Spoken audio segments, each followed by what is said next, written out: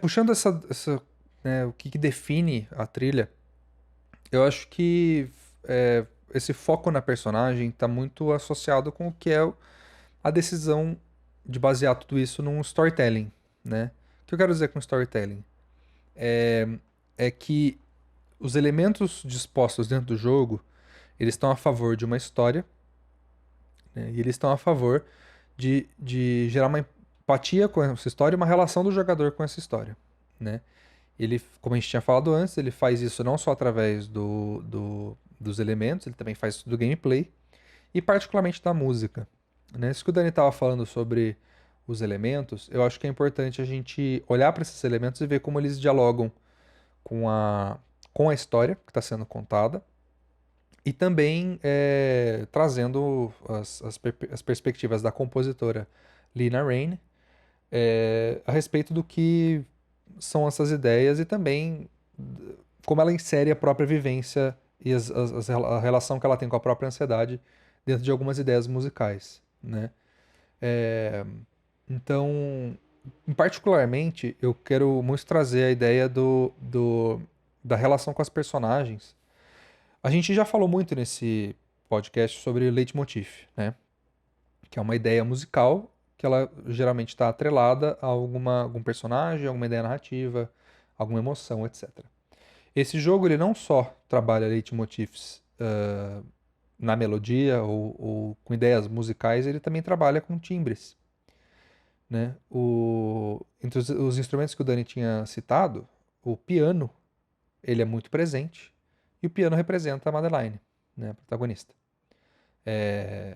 Geralmente quando ele aparece é para indicar, ó, essa ideia musical ela tá refletindo o que acontece com essa personagem. Tanto que, né, não é só o instrumento mais proeminente da trilha, tem um momento, tem uma cena específica que no final de um capítulo que a personagem passa por um ataque de pânico e você como jogador joga, né, controla a respiração dela através de uma pena que sobe e desce.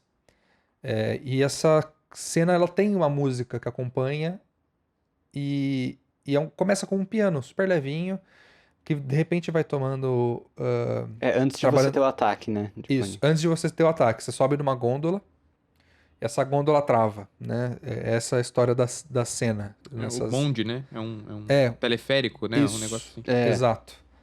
E esse piano ele vai sendo coberto por sintetizadores cada vez mais assustadores e também esse piano vai trabalhando uma harmonia um pouco mais estressante, mais intensa, apesar de ser só um piano, né?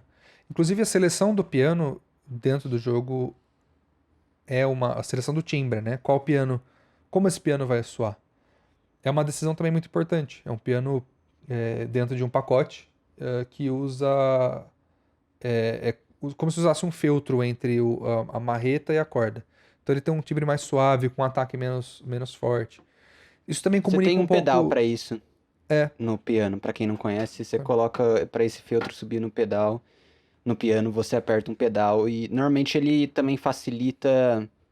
Se você precisa tocar momentos mais fracos, ele facilita mais piano, que você fala, né? Você é mais fácil você controlar, porque quando você não tá com ele, você pode apertar e aí sair mais alto do que você imagina. Ele ajuda a controlar nisso. é. Então, né, até nesse momento, primeiro, né, antes da gente começar a falar das cenas, acho que eu tava pulando mais assuntos do que eu deveria, até porque eu tô muito animado pra falar desse jogo que eu gosto muito.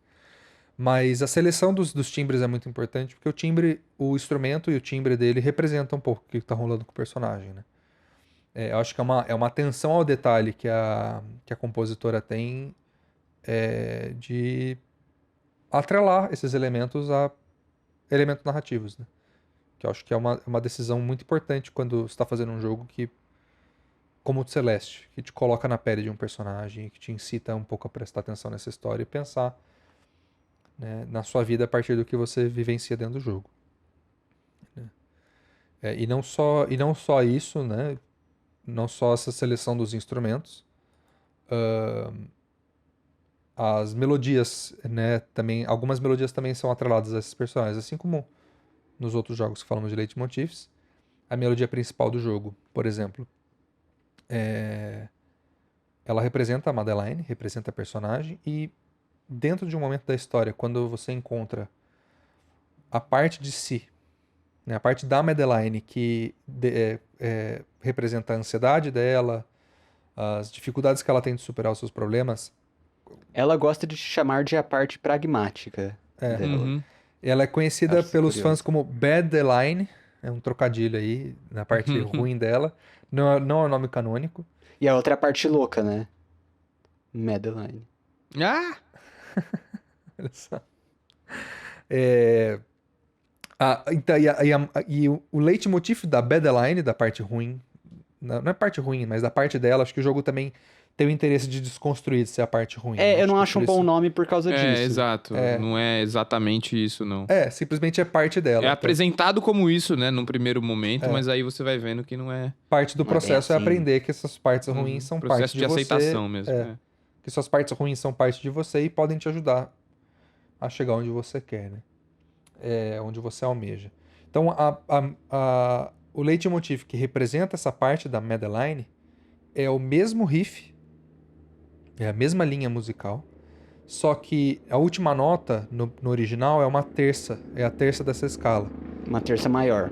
É a terça maior. Na parte do Doppelganger, da outra cara espelhada, é uma terça menor. Então, só nesse final ele adquire outra cara. Esse espelhamento, você fala, opa, né? E aí a compositora está usando ideias de escala musical para, enfim, comunicar essas ideias com elementos musicais. E de forma muito sutil, né? Porque, de certa maneira, essa melodia ela tá no jogo inteiro. O leitmotiv da Madeline. Então, quando ele volta a aparecer e aparece com uma mudança tão simples, inconscientemente ela acaba te comunicando isso, né? Acho que é uma das belezas desse tipo de decisão, que é uma decisão muito eficiente, né? De como narrar certas coisas.